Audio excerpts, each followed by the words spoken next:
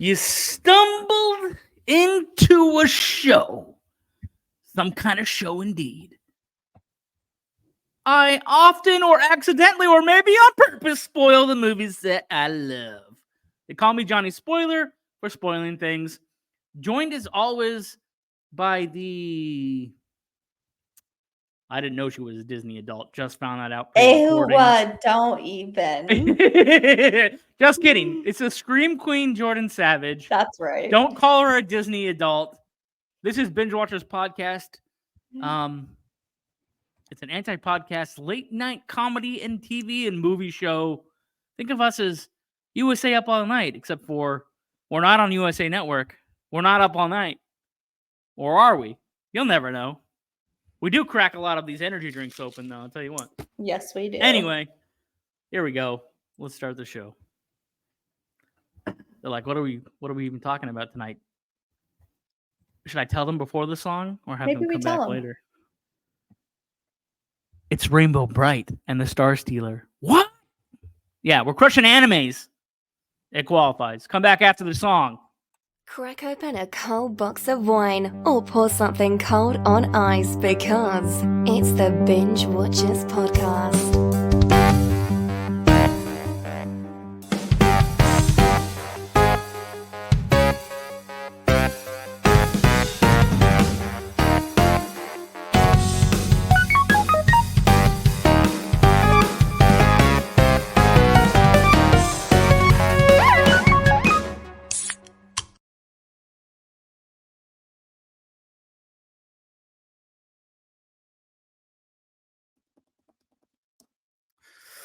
Home video headlines.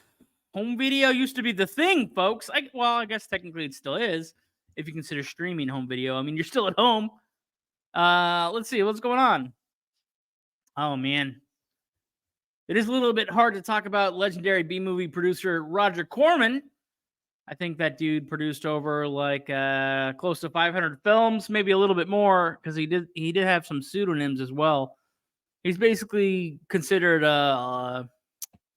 kind of like he was a walking, talking film school for like generations of movie makers.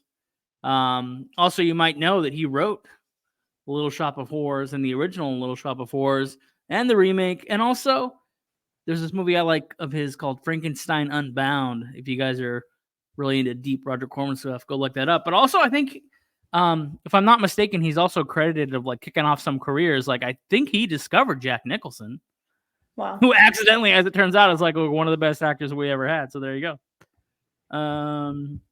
This is kind of ridiculous. They're planning 5 more Planet of the Apes movies. We're up to like 9 or 10 right now. And there's like the original 6 or 7, then 1 remake, then the modern trilogy is happening right now, or they actually have a 4th to the modern trilogy. Now, you probably want a definitive ranking of Planet of the Apes movies. Jordan begged me not to do another rubber mask monster movie because I asked her, do you want to throw in a couple more sequels to celebrate the fact that there's a brand new one in theaters right now? And she's like, no.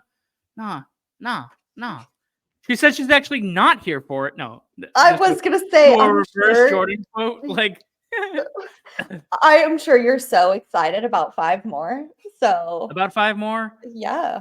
Listen, I do love them. I guess it's a cool gateway for younger people that haven't seen any of the Apes movies or don't know its history, going all the way back to special effects in the 60s and a defunct film studio now. Like 20th Century Fox was here for hundreds of movies, maybe 1,000 movies. I don't know how many movies they made. The studio's gone. Its library was like bought and sold off. I think Disney owns like 70 or 80% of their library. Are we going to talk about Disney all night? No, we're talking about a Warner Brothers cartoon in a little while. You said anyway. Wait. Let's see. Oh, Jim Henson Company. They are planning on adapting Grendel, which is, I don't know if they're talking about Grendel. I think it was it a graphic novel? Anyway, there's supposedly one version of the Beowulf story that's from the perspective of the monster Grendel. And Jeff Bridges is supposed to be voicing Grendel. I don't know if it'll be an actual puppet. I mean, you go to Jim Henson, you assume it's going to be like Muppetry. Muppets. Some big animatronic puppets. That's pretty much their bread and butter, so we'll see. Bryan Cranston's in it as King Love that. Hrothgar, and an unusual casting choice, but could be very entertaining, Dave Bautista as Beowulf. I almost called him, what's his character from Guardians of the Galaxy? I forget what his name is in that. Something the Destroyer. Drax the There Destroyer. you go. I almost called him Drax. Like it's saying Dave Bautista. Drax Bautista. Anyway. He's really funny in this comedy with Kumail Nanjiani. Sorry if I butcher your name. That's a comedian, but he's in a couple of good movies, and they're in this. Is it called Stuber? Yeah, his character's name is Stu. That was so He drives good. an Uber, and The Dave Uber. Bautista plays Yeah. like a grungy LA cop or whatever that needs to be Uber around because he had eye surgery or whatever. Obviously, they set up like zany plot points for like why a hardcore cop would have to be driven around by an Uber driver. Did we watch that for the podcast, or was that just something that No, we it might have been personally like did? a staff pick or something, but we Okay. didn't. We haven't really. It's hard to plug in just straight comedies. It always has to be like, even the weird stuff we cover, folks. It has to be like the genre plus another element, or like a Totally. mashup or a genre buster, because it's like we really found the sweet spot. We found out that like we can't cover every popular movie that every podcaster is covering or every new thing that they're covering, and we can't go so obscure that you can't find the movie without going to like a pirated website to find a copy of what we're talking about. So there's this little tiny lane in the middle. You know what I mean? It's not mainstream, but it's not too weird that nobody knows what the hell you're talking about or would even like relate to it. And we just got like this little niche pocket. You know what I'm saying? And it seems to be that in this little magic area, anime falls into it. Werewolf movies especially fall into it. Yes, it does. 80s movies and nostalgic stuff from the 90s. So we're kind of like, we have a very specific playbill now, I guess. We're right up in there. I don't know why Hugh Jackman's going to play Robin Hood. Supposedly there's a movie coming out called The Death of Robin Hood. He's like an old man Robin Hood, which is kind of like he just did Old Man Logan as Old Man Wolverine. And he's doing Deadpool and Wolverine right now. Like, I don't know. He's going to come back as another iconic character from somebody else's IP. Old man Robin Hood. Here's the weird thing. He was in a movie called Eddie the Eagle as the coach of Eddie, learning how to jump ski or whatever. And the guy playing Eddie, what is that actor's name? Dang it. I can't think of that actor's name. He's in a spy show or a series of movies called like The King's Circle or something like that. Is that what it is? Anyway, God, this bugs me because I actually like that actor a lot. Anyway, he plays Eddie the Eagle, gets trained by Hugh Jackman's character, but the guy playing Eddie the Eagle had played Robin Hood in another movie. Interesting. Okay. And they're also saying that because of their relationship, that actor might Taron Egerton. Thank you. Taron Egerton. He's also in a Tetris movie on Apple Plus or Apple TV, whatever the hell that one's called. And Taron Egerton's going to show up. He might even actually show up as an alternate Wolverine in the Deadpool and Wolverine movie. Like he might be what they call a variant in these Marvel movies. Like a Wolverine from another dimension. Who knows? Like a cameo. It's just really funny that him and Hugh Jackman will have both played Robin Hood. Here in the near future, if this Robin Hood movie really gets off the ground. Taron Egerton is often the best actor in movies that like flatline at the box office, so I'm really happy that he gets to still act, because usually they put a lot on the actor's shoulders if a movie tanks, or they used to. Right. I don't know in the streaming politics if they still rank how well an actor does, right? Depending on whether they get more movies afterwards if a movie doesn't do well, but this little Taron Egerton, he's like an Energizer Bunny. Just like his character, Eddie the Eagle. Anyway, just keeps going, doesn't give up. Speaking of biopics, since we mentioned Eddie the Eagle, sort of a biopic anyway, the concept of like how Sylvester Stallone would not let anybody else play Rocky but himself. There's a movie called I Play Rocky coming out, where it's like if you were saying like, hey, yeah, we're going to make your movie. And then you go, well, I'm going to play Rocky. Right? Like, it's like the phrase, like you're saying it out loud. Like who's going to play Rocky? Well, I'm going to play Rocky. Like Anyway, I'm not saying me, folks. I'm not saying Johnny Spoiler. Actually, you know what I think I would be great at? I actually make a joke with I was about to say I had kids. I don't know if I've ever said I had kids on the podcast. Probably I have, but I'm trying to keep the world separated. Anyway, but I make a joke with my kid that, like, you know, I probably wouldn't be the best boxer, but I'd be the best bleeder, most professional bleeder in the boxing ring. Go. Yeah, Let's like, go. they're like, you're bleeding too much. No, hold on, stifle it off, and then the blood stops. I'm the best bleeder in the business, baby. Like, can you go 9 rounds? Yeah, I can get punched in the face several times over and probably stand there and take a little brain damage, but I can go the distance. I didn't say I was gonna win the fight. I didn't say I could even throw a punch. All I said was You can make it to the end. Yeah. Yeah. Thick skull, guys. Same. I mean, again, you know, we often are joking before the podcast to try to get amped up to do this damn thing, and, like, you know, we were talking about a couple different things, but I just think, like, that's also sketch worthy, you know? Oh yeah. Like, just do a sketch about, like, the best bleeder in the business and why. And hey, you know, if you're really hard on yourself out there, maybe self-help. We were talking about how you should do, like, self-Gatorade, you know, Gatorade in Yes. sports events. That happened before the show. It's really funny. Like, I'm in a rush to tell them what happens before the show rather than just letting them in on that part of it. But I don't know. I don't even know if it's noteworthy. Yes, there's a weird energy. If this is the first time you've heard the show, you're like, fuck this show. I'm fucking out of here already. This is fucking retarded. This guy's fucking so wild. And in the beginning, it was kind of like, I was pushing that hardcore cringe energy in the beginning. I was definitely feeling a little eccentric. Maybe it's the shirt that I'm wearing. It's not Two at spotted, all. two dotted. We're talking I'm about gonna Rainbow have Brite. I'm gonna have my time in the sun here in a moment. Yeah. You know, so Well, I mean, according to that tan line, you look like you had a little too much time in the sun. hey, I said He's like, you're cutting below the belt buster. We're done here. Throw the mic at the camera. What was the movie that I had just brought up during staff picks? It was a couple episodes ago. It was with Cillian Murphy, and they are on a spaceship to go and, like, jumpstart Oh, the sun. Sunshine. Where and they're like, and the captain is actually obsessed with being That's in the one I would direct be. sunlight, and he just burns out. I mean, does he go blind? I mean, I don't know if he burns out. He burns it. Does he burn his eyeballs out? But he gets like a 4th degree burn, which doesn't even exist. He takes it to He's the like 4th degree. Getting too much exposure, Too so much. he's always like Yeah. crispy and like peeling and stuff, and he's starting to look really tan. But that's like how he goes out, is he decides to, like, open up the spoiler alert. Speaking of things that are too bright and outer space and the stars, tonight's movie is actually called Rainbow Brite and the Star Stealer. It's hard to hobble together this description without getting into too long-winded a speech or overselling it right off the top. So I think I found the best way to introduce this to the people. Are like, what?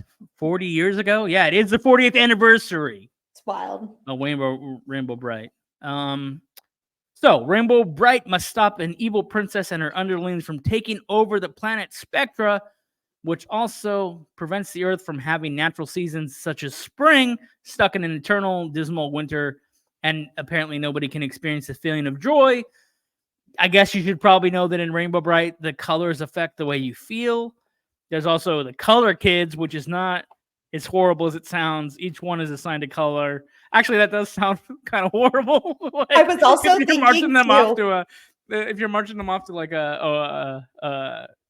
to do work or to the dungeons or yeah. I'm so also thinking too how this is like the introductory to, like, seasonal depression, just by the way of your synopsis. really, yeah, maybe It's like, that's spring's could be a never coming. pamphlet. There's no color or happiness or joy of the world, and I'm like, that's literally Dang. seasonal depression. So man. Well, okay, so which is funny because they're greeting cards, right? So you're onto something here. totally. If it feels like a pamphlet, it kind of is.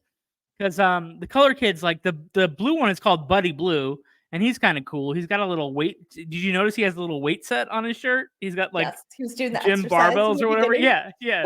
So they each kind of have like an attitude, a personality trait, and it kind of matches like the attitude of their color or something. I don't know. Anyway, the original Rainbow Brite animated series brought fans into I don't know, 13 episodes, which I thought that's kind of zany because it's an 80s cartoon. It was made by Deke Enterprises, which was like an animation firm that I think had like an agenda to do like edutainment. Like it was like cartoons, but there was like a moral or social criteria to what they put out or how they were financed, maybe. And yeah, so this was animated in Japan. That's why, I mean, they're like, how did you guys stumble upon Rainbow Brite, the movie, or Rainbow Brite and the Star Stealer as being a qualifier for your, anime, a May full of anime? Is because, yeah, it's animated in Japan. And actually, if you look up the definition that we've been screaming at you for years, Japan classifies everything that's animated as anime. Every animation. It's like, so you could kind of stretch it out. But if you want to go more anime specific, you got to go straight to the source. But anyway, this was outsourced, animated in Japan. It has a Japanese style. It has an anime style and quality to it, except for the villains that they transported from the cartoon show into the movie that have no place in the movie, really. The ones who look like Hanna-Barbera animation, but they're kind of like super out of place in this movie. Totally. We'll get into that a little bit later when we talk about the cast. But yeah, so there you go. So it's Rainbow Brite. It's her buddies, and they're fighting an evil princess who she's kind of like an older Rainbow Brite. I don't know, because she has red hair, but she has all the colors on her uniform, and she has all the powers. But she's obsessed with the diamond that can basically control all the light. Why does one planet affect the other? I don't know. Have Neil deGrasse Tyson explain how light moved from this one planet to get to Earth to affect how we feel on Earth based on the rays of quality of light that we're getting through this planet of light crystals. I don't know. Jordan, do you have any savage stats? I do. On Rainbow Brite. I was going to talk a little bit about the background of Rainbow Brite. For some of you that don't know, I didn't know because this definitely felt like a fever dream, but Rainbow Brite started off as a forest. Yes. She started off as a forest sprite or spirit named Wisp in 1982, and then underwent a lot of changes, not only in name, but in costume, by Hallmark. So the character herself was developed by Hallmark, which also makes sense because it's kind of, as greeting cards, which I'm perplexed. Totally. I had no idea. And that was like kind of the massive part of like the involvement of Rainbow Brite. It started off with like greeting cards, but then they also did tons and tons of merchandise, and a lot of that was like cards, posters, then coloring books, probably everything else, right? 100%. And originally a lot of like the school supplies and the toys and stuff were only like sold in Italy. So this seems like kind of a global phenomenon. If you're like animation started in Japan, we've got Hallmark changing the character. We've got Italy. International. Literally. Yeah. It's producing a lot of. How bright is this rainbow? It reaches from shore to shining shore, baby.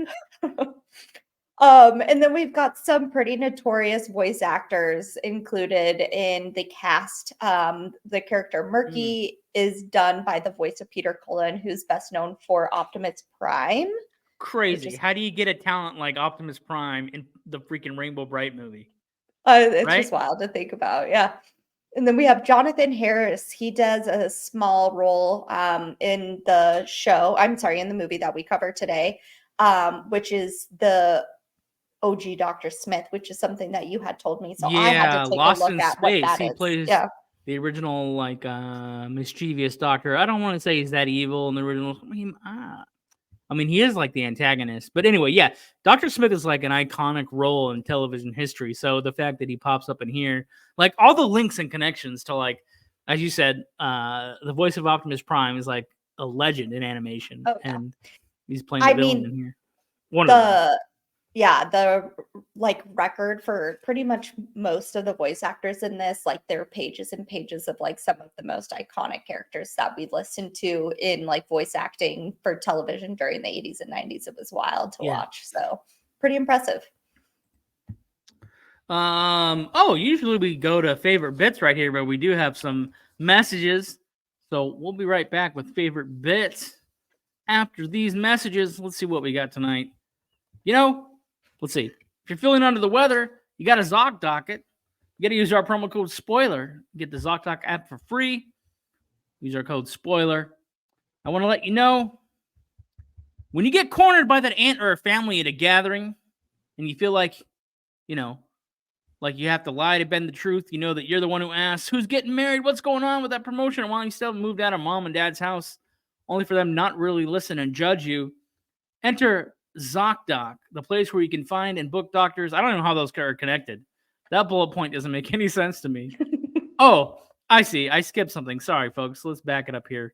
You have to grin and bear it with the family, but you don't have to feel that way when you're talking to a doctor about the rash that looks like a high school crush, or maybe you ate too much pizza during the weekend or something like that. Anyway, so again, ZocDoc is the place where you can find and book doctors who will make you feel comfortable and actually listen to you. And we're not talking about a few. We're talking about tens of thousands of doctors, all verified with patient reviews, so you can make sure the vibes are vibing before you enter in real life. With ZocDoc, you got more options than you know. Let's see. What else do I got to tell you? Okay. Again, it's a free app and a website where you can search and compare highly rated in-network doctors near you and instantly book appointments with them online.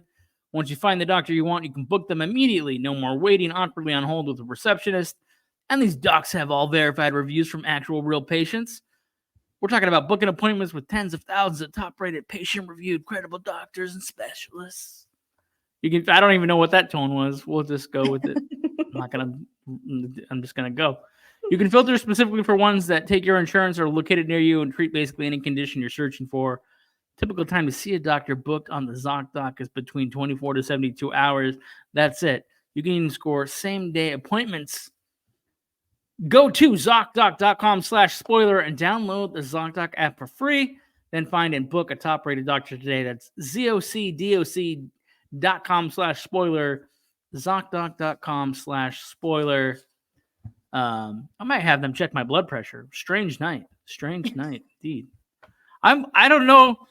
Is it the freaking Dr. Pepper that I got from a Chick-fil-A? I don't know what's happening. Extra spicy I'm in a for you weird tonight. Spicy.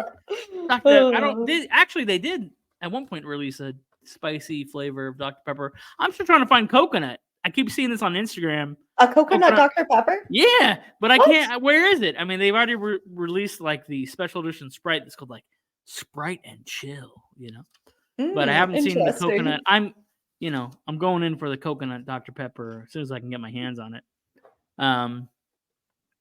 Speaking of other things unrelated to Dr. Pepper, when my cat's healthy, she's happy, and that makes me happy. But since I'm not a mind reader, I don't always know what she's feeling. If she's feeling unwell, helping me keep tab on my cat's health is just one reason I like Pretty Litter. Pretty Litter's ultra-absorbent crystals trap odors instantly. No more smell from that cat bathroom.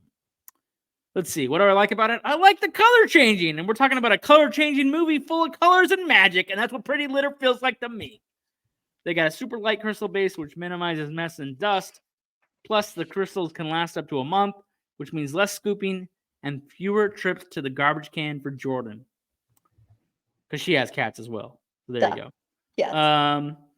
One of the coolest things about Pretty Litter, like I said, it changes color. You can monitor early signs of potential illness in the cats, including urinary tract infections and kidney issues. And Pretty Litter ships right to my door in a small, lightweight bag. I never run out of it, and I don't have a huge container of litter taking up space and sneaking up my place. Pretty Litter helps keep tabs on my cat's health and keeps the odors down. You and your cat are going to love Pretty Litter as much as we do. Go to prettylitter.com/creature of all the codes. I don't know why they made us say creature. That's a really long code, Pretty Litter. CREATURE. I'm tired of saying it. You can save 20% on your first order and get a free cat toy. That's prettylitter.com/creature. Code creature to save 20% and get a free cat toy. prettylitter.com/creature. Code creature. Terms and conditions apply. See their site for details. Now back to the show already in progress. Jordan's just giving me lots of patience to get through All the these patience. bittersweet messages that I just read. No, bittersweet. I'm a little irritated by it. We got a copy code, folks, that makes no damn sense at all. Has nothing to do with our show, and it's really long. And it's really funny. Like, there's, pretty popular opinions by some pretty fascinating and educated people online who work in marketing that say like your codes should be fucking short. So they can either be memorized easily or typed in quickly because people out of sight, out of mind. Also, if it takes so long to type, why are they going to go there? Creature is a lot. How many letters is the word creature? 7, 8? A lot. It's a lot. And on this show, when we talk about creatures, we're usually talking about monster sex toys or monster movies. Maybe that's why they picked the promo code, because they just thought the audience has heard the word creature so many times. Surely they'll buy our product if we use the word creature. Definitely would have worked for some of our other sponsorships in the past, but yeah. Enough bitching about the promo codes. I did say we were already back to a podcast already in progress. I think I said something like along those lines. Favorite bits from Rainbow Brite and the Star Stealer. The funniest thing about talking about Rainbow Brite, which is like at the time was a PG cartoon. I don't know if there's anything controversial in the cartoon itself. I don't know. Other than the name calling, which was like one of my favorite bits. The 80s style name calling. That was like actually one of my favorite bits was like Murky and Lurky's relationship, because Murky calls Lurky like a different name every single time. And some of them That's were how you dominate. That's how you dominate, Jordan. And they were hilarious insults where I'm like, I can't wait to use those on my friends. Like, or even like my coworkers that I really love and love to razz. Yeah. To name a few, we have snail brain, butter brain, popcorn brain, cheese ball, lame brain, banana brain, cupcake brain, cheese log brain, fruit pie breath. Which you would think are silly, but anything that you, even if it's silly and dumb, if you repeat it enough times in a negative way, you could make that like the most hated word ever. You could really mess with somebody. Yeah. Oh, yeah. Well, and that's like Murky's definitely putting Lurky down, but they have that kind of relationship, you know? I just thought it was kind of hilarious because I also wasn't picking up on it. I was picking up on the name calling, but I didn't realize that it was like a different name every single time. It was rather creative. But I would say my favorite. Great writing. Use a different word every time. I just thought it was hilarious. I don't know. It's pretty entertaining for the type of cartoon that it is. What else can we say about it? This is my second. I want to say it's my second time that I can remember watching it, because I must have watched this repeatedly, because most of my memories of this cartoon are actually just bits that are contained within this movie. So probably saw the movie a lot, and I could see like the movie actually is structured a little bit differently, and they added boy characters. So, well, Chris, who's from the Crystal Planet, his name is Chris. He has armor, like magic armor, which is like high tech, right? Like looks like robotic, and like mechanized. And then his horse is a robotic horse that has lasers. Onyx. By the way, that's one of my favorite bits. I'll just jump in. I know I interrupted you, but I'll just say like the battle at the fortress with the robot horse trying to dodge all the lasers blasts.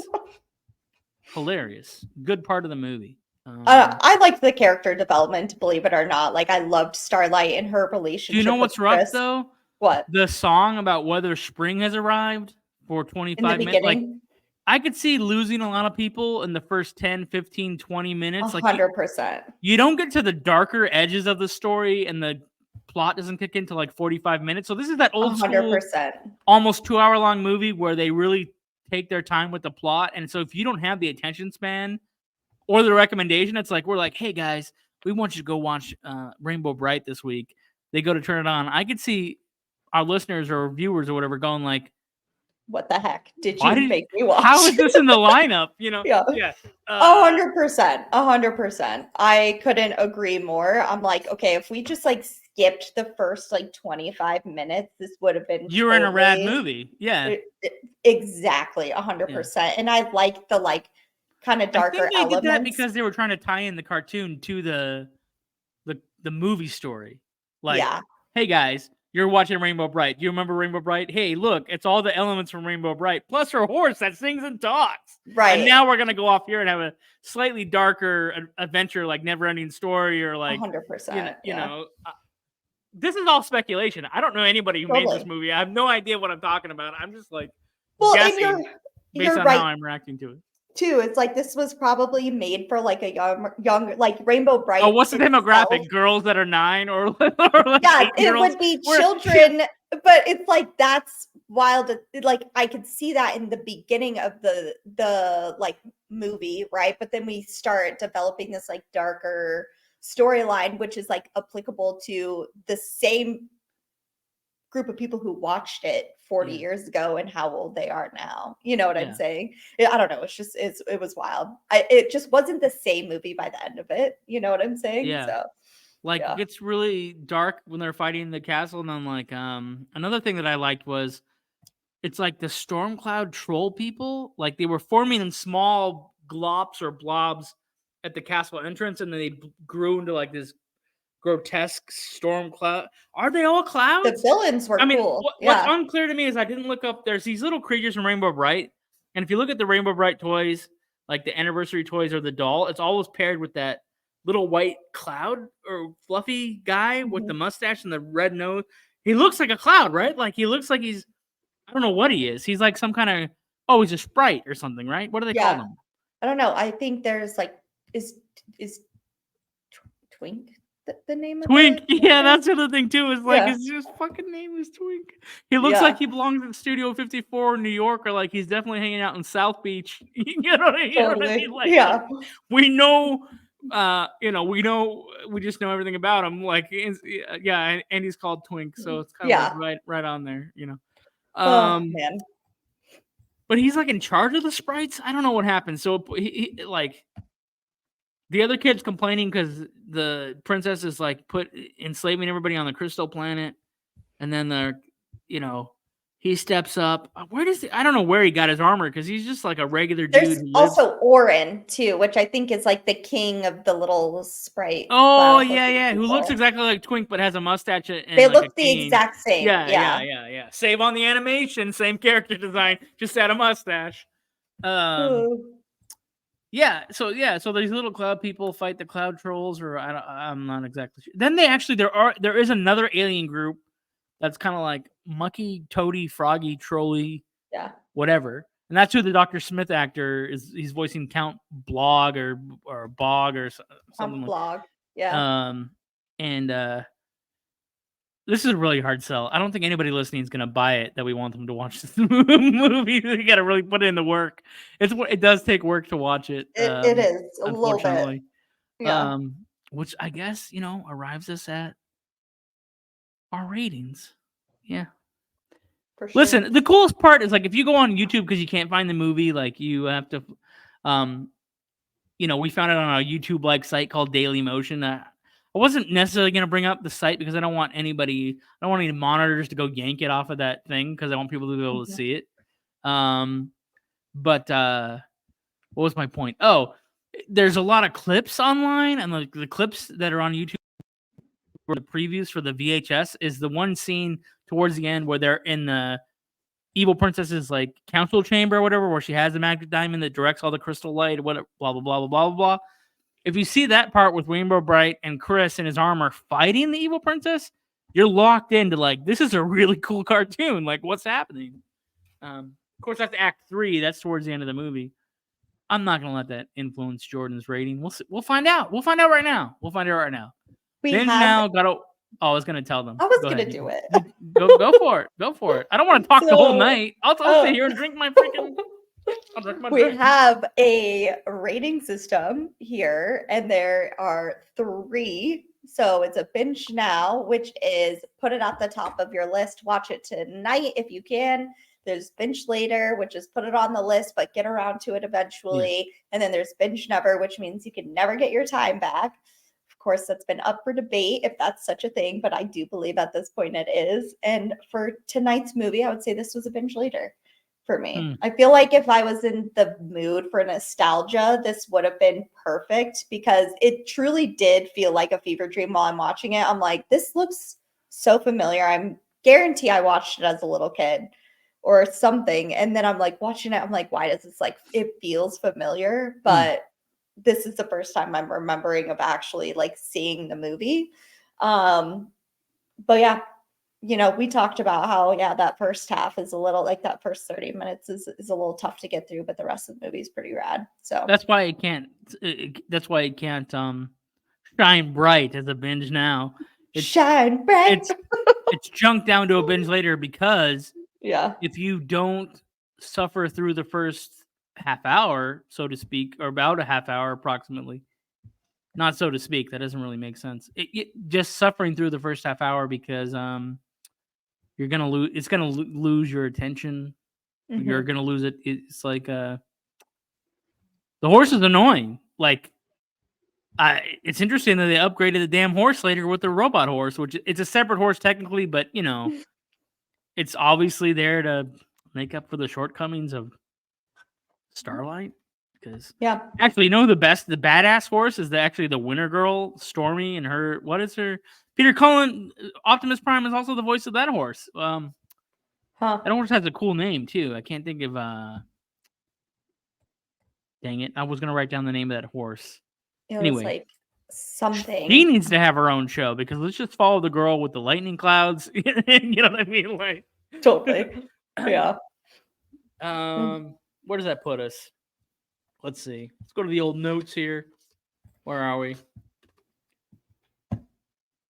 Fan service. What are they doing? We got one of the rude. We don't get many rude comments when we're goofing around, but sometimes there's I feel like the most trolls are on YouTube. We get pretty positive comments like, "Hey, what movie are you guys talking about?" Like on TikTok, they're like, "Oh man, that movie sounds great. What is it?" Or you guys do a podcast? Cool. And they're also pretty positive but more professional on LinkedIn. I also would like to watch that movie again. Sounds great. Oh, thank you. Thank you for your recommendation. Very professional. Facebook is kind of like, yeah, crack it open. Sounds great. YouTube is like, I made a joke last week about like the difference between being a content creator and dealing with the brands, and I talked about the more, I don't know. It was like the dark side of content creation. It was like a Vice special, but I said the raw shit, Jordan. Like I felt like it's like this is total speculation and ego, but I think like in the past we've offended studio heads with the movie reviews and they've said things. We've had studios officially tell us to embargo or actually not give aspects of the movie ratings, just tell people when the movie comes out. Right. Because they're like, oh, you guys are going to be either brutally funny or brutally honest, and we can't have that much honesty or whatever. Or we just know that, like, they know I'm joking, but I remember even sitting with, like, not ZocDoc, but another sponsor where they're like, you're too scathing or you're too, like, how do you describe what it is? What's like the brutal honesty? Like deadpan comedy, British shoot. Like, what is the style of it's like, if we're not being sarcastic, I feel like the listeners won't respect the fact that we're talking about something. So, like, we got a note one time that said we were being too, like, sarcastic of a product. But I'm like, if we come on and just talk about it, our audience is going to be like, they're just selling out for the ad read or whatever. Right. So yeah, there were like comments where we had to adjust something and compromise. But what was my point? What is my point? Oh, I think someone said something mean. Oh yeah, so we triggered somebody, and I'm like, do they work for the brand company X? Are they a studio head at company X? Like, they're clearly on the advertising side because the comment comes back. I don't know if you saw it yet. It's on one of our YouTube shorts, one of our clippies that we put up, one of our little clips, and it was the content versus the brand conversation. And the person just said, nobody would pay for this crap. Something like that. I was like, scathing. Then I went to my golden rule of no comment. So obviously there's nothing I can say back. I thought about maybe oppressing the comment, but then I'm like, but that's censorship. And why should I censor anything? And then I thought I should just write back, Shrek the Third wasn't that bad, as if to imply that they're not talking about anything that we said. That, anybody who hasn't played the whole video won't know what we're actually talking about. And they'll just read the comments and be like, oh, they're talking about Shrek 3. Well, and honestly, that's so on brand for exactly like our show. Like having a comment like back that. About completely something out of like, yeah. Ugh. All right, Jordan approves. Maybe that will be the reply. Like, Also, hey man. thank you for the engagement. Well, That's all I have to say. Here's the thing. If I really wanted to pull the curtain from, don't pay attention to the man behind the curtain, but if I really wanted to let you know how the mechanism works, the way that I'm trained is I don't care if you love it or hate it. Just the fact that I got you to stop and react to something, that's the actual engagement. You goal. reacted to something, bro. You know what I mean? Or You fell into the trap. like, and it's so great. Even that goes back to your golden rule. Or so Jordan has this great philosophical thing about watching movies where it's binge now, binge later, and binge never. Binge never to imply that this movie is a waste of your time. You can't get the time back. It hurts your feelings. You feel it would be the toxic relationship of a movie watch if that's possible. But she's right in the fact that it may not exist because you're taking the time to tell us how bad a movie is or how you reacted to it. Even having that feeling of I just lost 2 hours of my life or I can't get the time back or like this movie's awful, it makes me feel bad, rather than a movie that makes you feel great, you're still stopping to react to content. So, it achieved its goal. 100%. It's kind of like the idea of like there was nothing and then there was something and all the nothing wanted to be something. And you're like, what? Like, it's like there is no bad review, but there is. Like, oh man. Okay, folks, this is where we're at. Little future stylings. Oh wait, it's too early for that. Never mind. We're not at the wrap up yet. Where are we? We rated the movie. Staff picks, which we mentioned a staff pick earlier. That's not what we're going to talk about tonight. If we watched anything that we want to recommend that's not the movie of the week, if we want to move away from Rainbow Brite and be a little bit darker, I'm assuming what she's going to tell me is awful, but she's about to go to Disneyland, so how bad could it be? Oh shit, I just told them that you're going to go party with the mouse. I am going to go party with the mouse. I definitely watched some stuff that I just can't remember like off the top of my head, but if we're just going to continue to talk about Disney, I did watch Snow White. But to be clear, I want to make this perfectly clear Disney so there's adult. no lawsuit, no libel suits, no slander shit, no like, oh, the Binge-Watchers broke up because he said that Jordan was a Disney adult. No, but I watched Snow White and I was just so incredibly impressed. Like, it's from 1937. That's just so long ago. What is? The animation, the Snow White. Oh, yeah. Like, yeah, that's kind of crazy, huh? Just crazy to think about. That's like almost like 87 years old. Original Sleeping Beauty is like around that time as well, I think. Like I think the the early 50s. ones were like Barbie, not Bambi, Sleeping Beauty, and the one you just mentioned, Snow White. Snow Yeah. White. Yep. It's Which just for me that is all about the dwarves, little magical cave creatures and their little pickaxes. incredible. Although there's so many fan theories about those guys, like it's offensive, they're slaves, they're little people, they're communist. One theory says they're communists because all they do is work and sing all the time. You know what I mean? And they all look the same. But sleepy and dopey, and is there a grumpy one? There is a grumpy one. You have grumpy, sleepy, dopey, Doc, bashful, and happy. And then who's the one I'm missing? Sneezy. Oh yeah. I think I said them all. So yeah, it was fascinating just to like think of the like actual people hand drawing, like people who watch animation, like, and we're talking about anime this month, like the people drew the stuff that we're watching, and people drew that stuff and they hand painted that stuff. And it's like, now everything's just so computer automated. It's just wild to think about people. Man, I was having those movies. A conversation about AI and like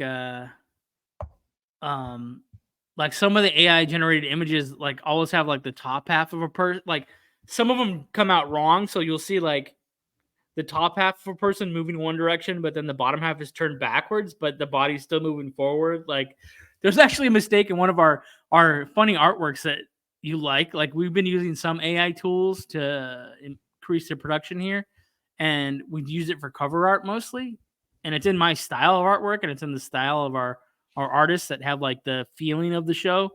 But there's actually a finger a dude is holding a sword, but one of the fingers is placed in the wrong place. It's So hard to nice. notice. You have to look at it a couple times, but then you notice that his thumb is not where it should be. Yeah. I do love goofs though. And that's Yeah. also something that happens genuinely when people are drawing it too. Oh, sure, I bet. You Like know. an extra finger, like is that 6 fingers instead of 5 or Right. Or in the however. movie that we watched tonight, there's like a scene where Orin is like Rainbow Brite's trying to run to grab her star sprinkles, and he doesn't have his cane in one, and then it flashes to the star sprinkles and the cane's over there, and then it's back with him. Yeah. So yeah. Anyways, animation's cool. I love animation. I just find it so crafty. What about you? Did you watch anything?